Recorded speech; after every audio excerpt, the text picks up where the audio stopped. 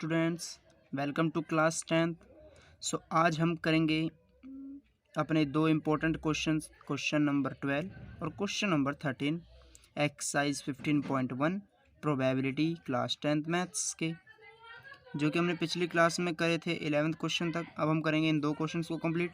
चलिए पढ़ते हैं क्वेश्चन नंबर 12 को।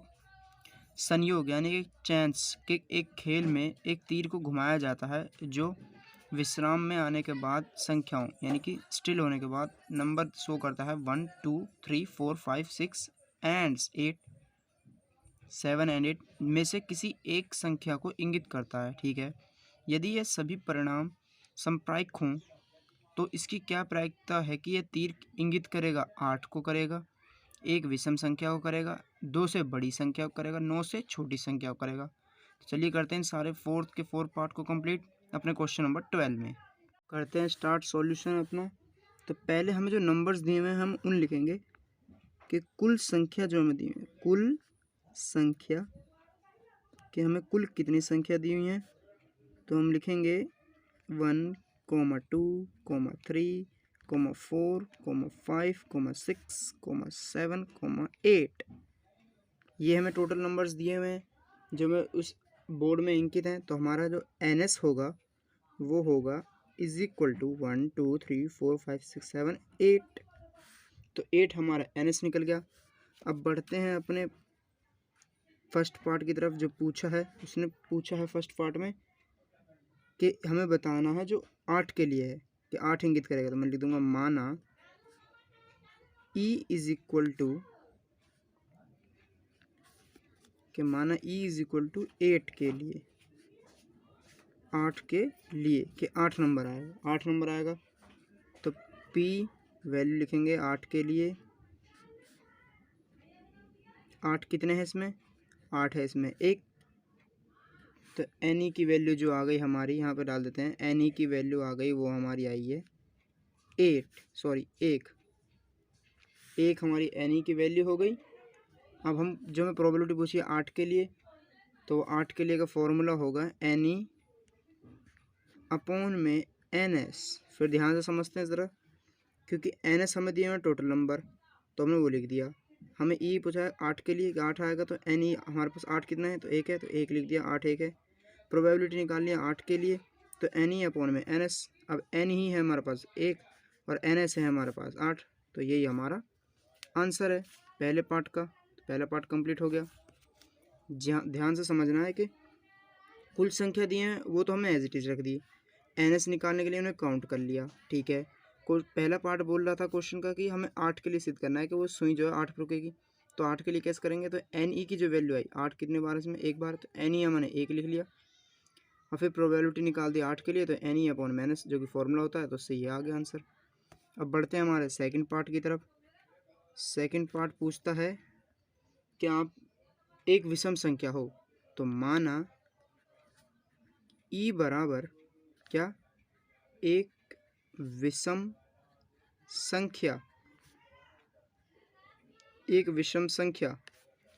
तो विषम संख्या कौन सी होंगी, तो NE डालो पहले, NE, इसके बाद NE डालते हैं। NE के बाद आता है कि विषम संख्या जो है हमारा 3 5 और 7, ये हमारी विषम संख्या जो कि टोटल हैं, सॉरी एक 1 भी है, 1, तो 1 3 5 7 ये हमारी विषम संख्या हो गई। यहाँ से 1 3 5 7, अब ये कितनी है टोटल, ये है टोटल 4, तो 4 लिख दिया। तो हमारी NE की जो वैल्यू आई वो आई हमारी 4। NE के बाद अब हम करेंगे प्रोबेबिलिटी जो पूछी है हमसे। तो प्रोबेबिलिटी क्या पूछी है, एक विषम संख्या हो, तो एक विषम संख्या, तो विषम संख्या फॉर्मूला वही NE अपॉन में NS, NE अपॉन में NS। NE की वैल्यू आ गई 4, NS की वैल्यू आ गई 8। इसे कट आउट करेंगे, कट आउट करने पर वैल्यू आई 1/2, कैंसिल करने पर 1/2 वैल्यू आई, और यही इसका आंसर था। अब बढ़ते हैं अपने थर्ड पार्ट की तरफ। थर्ड पार्ट में क्या है, थर्ड पार्ट में हमें बोल रहा है कि 2 से बड़ी संख्या। तो मैं लिख देता हूँ, माना E बराबर 2 से बड़ी संख्या, 2 से बड़ी संख्या कितनी होगी ई के बराबर, तो कितनी होगी एन ई लगाओ, फिर 2 से बड़ी संख्या जो हैं उनको शो करवाओ। तो 3 हैं, 4 हैं, 5 हैं, 6 है, 7 है, 8 है, ये होगी 2 से बड़ी संख्या। तो एन ई की जो वैल्यू आई वो आई हमारी 1 2 3 4 5 6 7, 7 आई।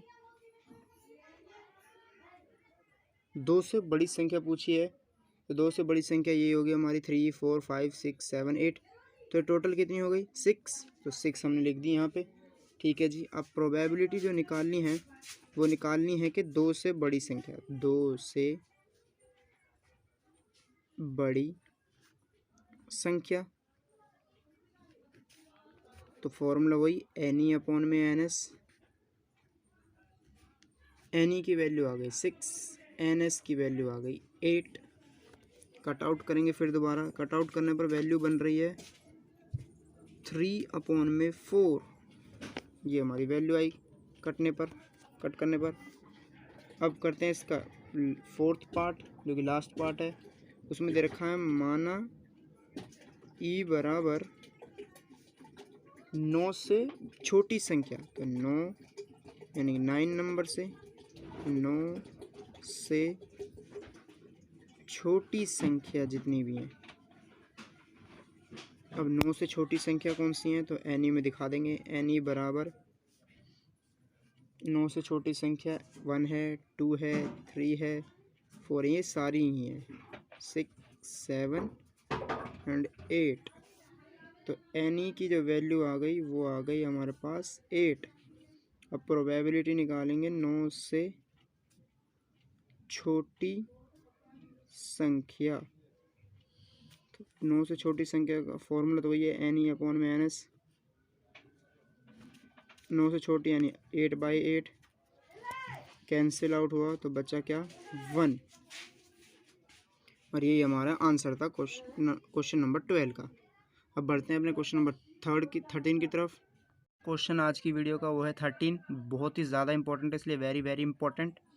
तो पढ़ते हैं इसे। एक पासे को एक बार फेंका जाता है, यानी एक डाइस है लूडो वाला, उसे एक बार फेंका जाता है, तो निम्नलिखित को प्राप्त करने की प्रायिकता ज्ञात करनी है हमें कि क्या आ सकता है। एक अभाज्य संख्या, जो अपने टेबल में आते हैं उन्हें कहते हैं अभाज्य संख्या, ठीक है। 2 और 6 के बीच स्थित कोई संख्या, 2 और 6 के बीच कोई नंबर आ जाए, या एक विषम संख्या, एक विषम संख्या आ जाए। तो चलिए करते हैं इन तीनों पार्टों को कंप्लीट अपने क्वेश्चन नंबर 13 में।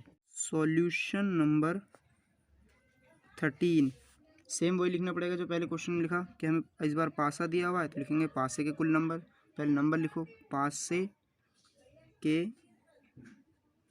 अंकों की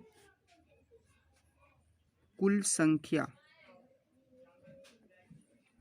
कितनी है, वो है 1 2 3 1 2 3 4 5 6, ये आ गए पासे की कुल संख्या। तो एन एस हमारे पास जो आ गया वो आ गया 6, ठीक है। अब ज्ञात करेंगे प्रोबेबिलिटी, तो प्रोबेबिलिटी के लिए फिर वही माना ई बराबर, ई की वैल्यू कितनी दी है, पहले में अभाज्य संख्या हो, एक अभाज्य संख्या, एक अभाज्य संख्या, तो एन ई की वैल्यू जो आएगी वो आएगी यही।